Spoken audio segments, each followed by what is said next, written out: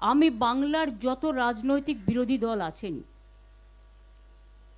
তৃণমূল কংগ্রেসে থেকে আমি আবেদন জানাচ্ছি, যদি মনে হয় আবেদনটা গ্রহণযোগ্য করবেন, তা নাহলে করবেন না, এটা আপনাদের অধিকার। কিন্তু আবেদন জানাতে তো কোনো অসুবিধে নেই। সহ সমস্ত ছাত্র সংগঠন, যারা বিজেপির সংগঠনের দ্বারা এসইউসির ছেলেদের আপনারা দেখেছেন, ছেলে মেয়েদের কলকাতা ইউনিভার্সিটিতে কিভাবে মারা হয়েছে, সহ সমস্ত স্টুডেন্ট ইউনিট, ছাত্র যৌবন, এনজিও, বিজনেসম্যানরা করবে না, বিকজ তাদের ইন্টারেস্ট আছে, ভেস্টেড ইন্টারেস্ট আছে, কিন্তু সাধারণ মানুষ আসবেন। তাদের সবাইকে নিয়ে আমি বলবো জোট বাঁধুন। আমরা সবাই চাই একটা যৌথ প্ল্যাটফর্ম তৈরি হোক, যে প্ল্যাটফর্মে অল পলিটিক্যাল পার্টি যারা বিজেপির এগেনস্টে, এমনকি আপনারা যদি বলেন লেফটিস্ট, আমার কোনো ইগো নেই, আমি সবাইকে নিয়েই চলতে চাই।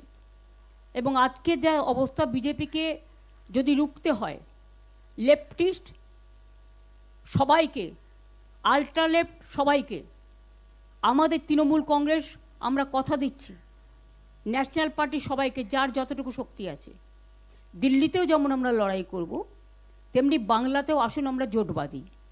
যদি কেউ এ ব্যাপারে কোনো রাজনৈতিক দল আমার সাথে কথা বলতে চান, আমি 4টে থেকে 6টা পর্যন্ত অ্যাভেলেবেল আছি অফিসে, আমাকে জানাবেন, আমি নিশ্চয়ই আপনাদের সাথে কথা বলবো। এবং কবিগুরুর এই জন্মদিন দিয়েই আমাদের যাত্রা হলো শুরু। ওগো কর্ণধার তোমারে করি নমস্কার, রাস্তাই আমাদের রাস্তা দেখাবে। আমি আজকে যে সন্ত্রাস চলছে বাংলার মামাটি মানুষের ওপরে, আমাদের কর্মীদের ওপরে, লাগামহীন বলগাহীন সন্ত্রাস চলছে। এমনকি আমার বাড়িতে একটি মেয়ে থাকে, তপশিলি মেয়ে, তার বাড়িতে তার 92 বছরের বৃদ্ধা মাকেও সরিয়ে দিতে হয়েছে, কারণ বিজেপির উন্মত্ত তাণ্ডব বাহিনী সেখানে উপস্থিত হয়ে, নতুন একটি গৃহবধূ এসছে, তাকে বলা হয়েছে তাকে নির্যাতন করা হবে, ভয়ে রাত 3টে তারা বাড়ি ছেড়ে চলে গেছে। অনেকের বাড়ির সামনেই হোলিগানিজম করছে, বেনজল ঢুকে গেছে অনেক, যাদের না আছে তারা ড্রিঙ্ক করে, ড্রাঙ্ক অবস্থায়, এবং পুলিশ টোটাল সাইলেন্ট। আমি কিন্তু মনে রাখবেন 2011 জেতার পরে আমি কারোর ওপর কোনো অত্যাচার করতে দিইনি, এবং আমি নিজে, তখনকার তদানীন্তন চিফ মিনিস্টার ছিলেন বুদ্ধদেব বাবু, আমার নিজের বুলেট প্রুফ কার্ডটা তার কাছে পাঠিয়ে দিয়েছিলাম এবং Z+ সিকিউরিটি দিয়েছিলাম।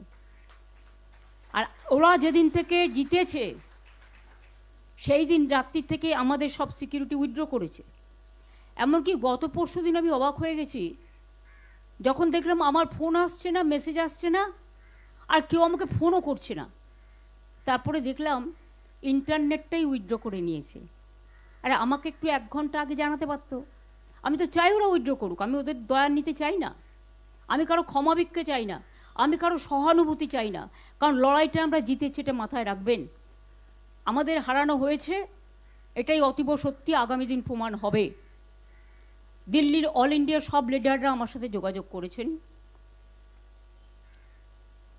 আমি তাদের, সোনিয়াজি কথা বলেছেন, রাহুল গান্ধী কথা বলেছেন, খার্গেজি কথা বলেছেন, উদ্ধব ঠাকরে আমাদের মেসেজ পাঠিয়েছেন, তেজস্বী মেসেজ পাঠিয়েছেন, অখিলেশ নিজে এসে ঘুরে গেছেন। এছাড়াও হেমন্ত সোরেন থেকে শুরু করে কেউ বাকি নেই।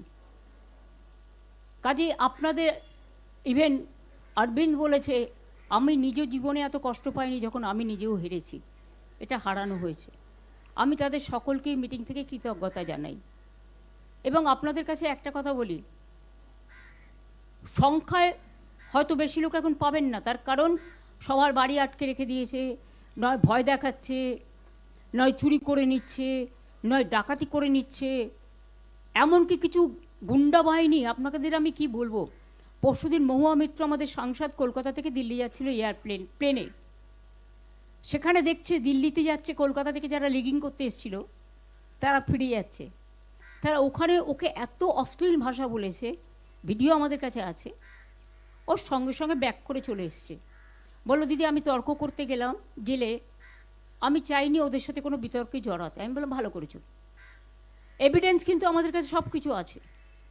নিশ্চিন্তে থাকুন, আমরা এই লড়াইটা, কল্যাণ আছে, আমি আছি, চন্দ্রিমা আছে, কপিল সিব্বল আমাকে ফোন করেছিল, অভিষেক মনু সিংভি ফোন করেছিলেন, বললেন যা সহযোগিতা করার আমরা করব। প্রশান্ত ভূষণজিও লড়াই করছেন, মেনকাও আছেন, আমি নিজেও সিনিয়র বার অ্যাসোসিয়েশন বার কাউন্সিলের লয়ার, বিমানদা আছেন আমাদের খুব সিনিয়র অ্যাডভোকেট, অশোকদা আছেন, আমাদের বৈশা আছে, শুভাশিস আছে, চন্দ্রিমা আছে, অনেকেই আছে। আমাদের লড়াই আমরা করতে জানি, আমরা এটা করে নেব। কিন্তু এখন যেটা আপনাদের আমি বলবো যে এই সিচুয়েশনে যখন চারিদিকে সন্ত্রাসের একটা বজ্র নিঘাত চলছে, বজ্রপাত, সেখানে ভয় না পেয়ে আমি বাংলার যত রাজনৈতিক বিরোধী দল আছেন, তৃণমূল কংগ্রেসে থেকে আমি আবেদন জানাচ্ছি, যদি মনে হয় আবেদনটা গ্রহণযোগ্য করবেন, তা নাহলে করবেন না, এটা আপনাদের অধিকার, কিন্তু আবেদন জানাতে তো কোনো অসুবিধে নেই। সহ সমস্ত ছাত্র সংগঠন, যারা বিজেপির সংগঠনের দ্বারা এসইউসির ছেলেদের আপনারা দেখেছেন, ছেলে মেয়েদের কলকাতা ইউনিভার্সিটিতে কিভাবে মারা হয়েছে, সহ সমস্ত স্টুডেন্ট ইউনিট, ছাত্র যৌবন, এনজিও, বিজনেসম্যানরা করবে না, বিকজ তাদের ইন্টারেস্ট আছে, ভেস্টেড ইন্টারেস্ট আছে, কিন্তু সাধারণ মানুষ আসবেন, তাদের সবাইকে নিয়ে আমি বলবো জোট বাঁধুন। আমরা সবাই চাই একটা যৌথ প্ল্যাটফর্ম তৈরি হোক, যে প্ল্যাটফর্মে অল পলিটিক্যাল পার্টি যারা বিজেপির এগেনস্টে, এমনকি আপনারা যদি বলেন লেফটিস্ট, আমার কোনো ইগো নেই, আমি সবাইকে নিয়েই চলতে চাই। এবং আজকে যা অবস্থা, বিজেপিকে যদি রুখতে হয়, লেফটিস্ট সবাইকে, আল্ট্রা লেফট সবাইকে, আমাদের তৃণমূল কংগ্রেস আমরা কথা দিচ্ছি, ন্যাশনাল পার্টি সবাইকে, যার যতটুকু শক্তি আছে, দিল্লিতেও যেমন আমরা লড়াই করব, তেমনি বাংলাতেও আসুন আমরা জোট বাঁধি। যদি কেউ এ ব্যাপারে কোনো রাজনৈতিক দল আমার সাথে কথা বলতে চান, আমি 4টে থেকে 6টা পর্যন্ত অ্যাভেলেবেল আছি অফিসে, আমাকে জানাবেন, আমি নিশ্চয়ই আপনাদের সাথে কথা বলবো। আমার মনে হয় এটা আমি একটা রবীন্দ্রনাথের সামনে দাঁড়িয়ে এই আবেদনটা সবার কাছে রাখলাম। এখন কিন্তু এটা ভাবার সময় নয় আমি কে ওকে, এনিমিজ মাই ফ্রেন্ড, এটা ভাবার সময় নয়।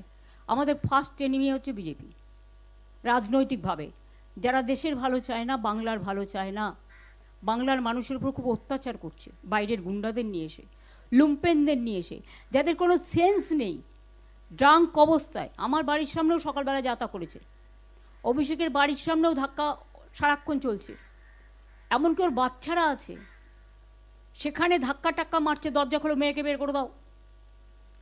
এমনকি টিচার পড়াতে গেছে, তাকে জিজ্ঞেস করেছে কেন ঢুকছেন, তিনি বলেছেন আরে আমি তো টিচার, শিশুরা পড়াশুনো করবে না। এইসব চলছে। এই অবস্থার মধ্যে দাঁড়িয়ে লড়াইটা কিন্তু আমরা তো লড়বই, কিন্তু আমি সমস্ত বিজেপি বিরুদ্ধেই রাজনৈতিক দলকে, সমস্ত এনজিওসদের, অনেক পলিটিক্যাল অর্গানাইজেশন আছে যারা অনেক সামাজিক কাজ করেন, তাদের সবাইকে আবেদন করব। নিউট্রাল অনেক প্ল্যাটফর্ম আছে, তাদেরও আবেদন করব।